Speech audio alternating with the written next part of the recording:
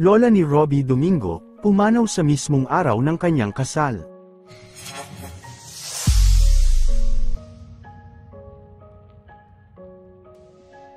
Ibinahagi ng TV host na si Robbie Domingo na pumanaw na ang kanyang lola sa mismong araw ng kanyang kasal. In-upload niya ang litrato na magkasama sila ng lola niya at ipinost din niya ang litrato nila ni Mikey Pineda sa lamin ng kanyang yumaong lola. Matatandaang ikinasal sina Robbie at Mikey noong ika-6 ng Enero ngayong taon. Ayon sa kanya, ibinalita ng kanyang pamilya ang malungkot na balita tungkol sa pagpanaw ng kanyang lola nang papaalis na siya sa reception area na tumagal hanggang madaling araw. January 6 was the happiest day of my life. My heart was filled with immense gratitude from preps in the morning, to the ceremony, to the reception which lasted until dawn.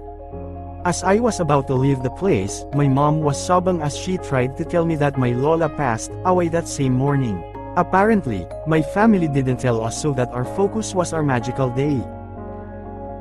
Ayon kay Robbie, inaalagaan umano siya ng kanyang lola, lalo na noong bata pa siya, at nagustuhan din niya kung paano ginawa ng kanyang lola ang kanyang ube halaya at leche flan sa lianera. Rest in peace, Ina. Please look after us together with Ama. Thank you, and we love you, sabi niya.